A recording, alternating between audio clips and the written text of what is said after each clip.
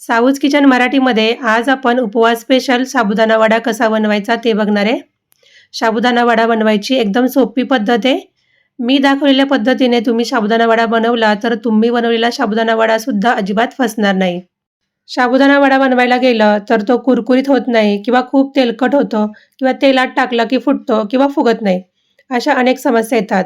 पण मी आज दाखवलेला व्हिडिओ पाहिल्यानंतर तुम्हाला सुद्धा परफेक्ट असा साबुदाणा वडा बनवता येईल. चला तर मग कसा बनवायचा ते पाहूया. परफेक्ट साबुदाणा वड्यासाठी पहिल्यांदा साबुदाणा व्यवस्थित भिजवून घ्यायचा. साबुदाणा कसा भिजवायचा ते सांगते. इथं मी 1 वाटी साबुदाणा 2 पाण्याने स्वच्छ धुवून तो पाणी टाकून भिजत ठेवला. साबुदाण्यामध्ये पाणी टाकताना साबुदाणा भिजून 1 कांड वरती येईल एवढं पाणी साबुदाण्यामध्ये ठेवलेलं. तेवढ्या पाण्यात साबुदाणा व्यवस्थित भिजतो. पाणी टाकून 6 तास हा साबुदाणा भिजवून घेतलाय. तुम्ही ते बघू शकता साबुदाणा किती मऊ भिजलाय आणि एकदम मोकळा भिजलेला आहे. त्याच्यामध्ये अजिबात पाणी राहिलेलं नाहीये. साबुदाणा एकदम मोकळा भिजलाय. आता एखाद्या पेल्याने साबुदाणा असा रगडून घ्यायचा. साबुदाणा आपण जेव्हा भिजत ठेवतो तेव्हा त्याच्यात पाणी भरून तो चांगला फुगतो आणि तळताना जेव्हा आपण तो तेलात टाकतो तर त्याच्यात तेल शिरतं आणि साबुदाणा वडा तेलामध्ये फुटतो. मग तसं होऊ नये म्हणून ही स्टेप आपल्याला आवर्जून करायची आहे. एखाद्या पेल्याने किंवा वाटीने साबुदाणा असा चांगला रगडून घ्यायचा, म्हणजे त्याच्यात जी हवा भरलेली असते ती मोकळी होते आणि आपण जेव्हा साबुदाणा वडा तळतो तेव्हा तो फुगून फुटत नाही. साबुदाणा चांगला रगडून घेतलाय. आता याच्यात शेंगदाण्याचा कूट टाकायचा. आता याच्यात भाजून घेतलेला शेंगदाण्याचा कूट टाकायचा. इथं मी 4 चमचे शेंगदाण्याचा कूट टाकला. शेंगदाण्याचा कूट टाकताना तो थोडासा ओबडधोबड करून टाकायचा, म्हणजे जे मोठे शेंगदाण्याचे तुकडे असतात ते साबुदाणा वड्यामध्ये तळल्यानंतर खायला छान लागतात. 1 चमचा मिरची बारीक करून घेतलेली आणि अर्धा चमचा आलं किसून घेतलेलं ते टाकलं.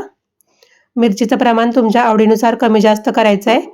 थोडंसं लाल तिखट टाकलं. लाल तिखट टाकल्यामुळं साबुदाणा वड्याला रंग छान येतो आणि चवीनुसार मीठ टाकलं. आता इथं मी 2 मध्यम आकाराचे बटाटे उकडून त्याची सालं काढून थंड करून घेतलेत. ते मी याच्यामध्ये किसून टाकणार आहे. इथं मी उकडून घेतलेला बटाटा मोठ्या होलच्या किसणीने खिसून याच्यात टाकलाय, म्हणजे तो पटकन एकजीव होतो आणि आपण जो वड्याचं मिश्रण बनवतोय त्याला छान असं बाइंडिंग येतं.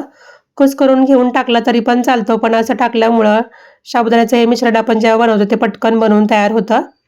सगळं साहित्य कुस्करून चांगलं एकजीव करून घेतलंय. एकदम परफेक्ट असं हे मिश्रण तयार झालंय. असं छान कुस्करून घेतल्यामुळं सगळं साहित्य छान एकजीव होतं आणि आपण जेव्हा याचा साबुदाणा वडा बनवतो तर तो बनवताना अजिबात चिरत नाही, तुटत नाही.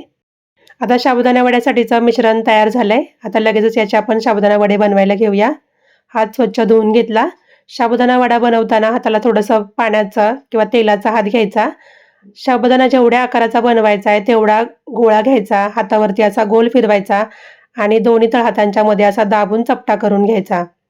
एकदम गोल गरगरीत अजिबात चिरा न पडता साबुदाणा वडा बनवून तयार झालाय. साबुदाणा वडा थापताना किंवा बनवताना तो सगळ्या बाजूने एकसारखा बनवायचा. कुठेही जाड पातळ असा बनवायचा नाही. असा एकसारखा बनवून घेतला म्हणजे तो तेलात टाकल्यानंतर चांगला फुगतो सुद्धा.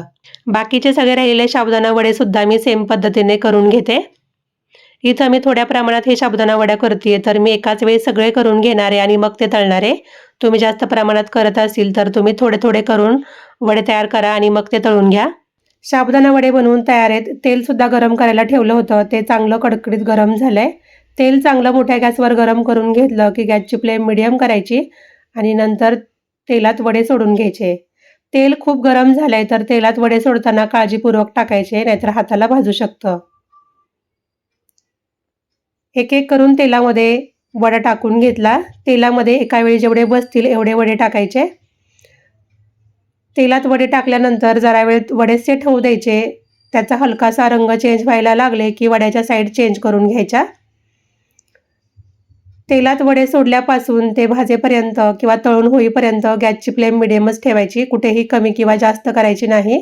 मोठ्या गॅसवरती साबुदाणा वडा तळला तर तो वरून पटकन लाल होईल आणि आतून कच्चा राहील. आणि कमी गॅस करून वडे जर तळले तर जास्त वेळ तेलात वडे राहिल्यामुळं ते फुटू शकतात आणि तेल सुद्धा खूप जास्त पितील. त्याच्यामुळं मिडियम गॅसवरतीच वडे तळून घ्यायचे. वड्यांच्या सारख्या साईड चेंज करत मिडियम गॅसवरती वडे चांगले खरपूस होईपर्यंत किंवा लालसर होईपर्यंत भाजून घेतले. वडे छान टम्म असे फुगलेले तळून झालेत. अजिबात तेलकट झालेले नाहीयेत. दिसायला तर मस्त दिसतायत पण खायला सुद्धा तेवढेच कुरकुरीत होतात. एक बॅच तळून झाली आहे. आता बाकीचे राहिलेले वडे सुद्धा सेम पद्धतीने तळून घेते. सगळे वडे इथं मी तळून घेतले. तुम्ही पाहिलं वडे किती छान झालेत. तर मी दाखवलेल्या पद्धतीने तुम्ही सुद्धा साबुदाणा वडा बनवून बघा. तुम्ही बनवलेला साबुदाणा वडा सुद्धा आता अजिबात फसणार नाही. साबुदाणा वड्यासाठी साबुदाणा मऊ मोकळा भिजवायचा. त्याच्यात प्रमाणात कूट टाकायचं. बटाट्याचं प्रमाण सुद्धा खूप जास्त वापरायचं नाही. बटाटा खूप जास्त झाला तरी वडा जास्त तेल पितो आणि तो पटकन मऊ पडतो आणि तेलकट होतो. उपवास स्पेशल एकदम परफेक्ट असा साबुदाणा वडा कसा बनवायचा ते एकदम सोप्या पद्धतीने तुम्हाला मी बनवून दाखवला. तुम्हीही एकदा मी दाखवलेल्या पद्धतीने साबुदाणा वडा नक्की बनवून बघा. आजचा व्हिडिओ कसा वाटला ते मला कमेंट करून नक्की सांगा. तुमच्या फ्रेंड्स आणि फॅमिलीबरोबर हा व्हिडिओ जास्तीत जास्त शेअर करा. व्हिडिओला एक लाईक करा. चॅनलला जर अजून सबस्क्राईब केलं नसेल तर सबस्क्राईब नक्की करा. धन्यवाद.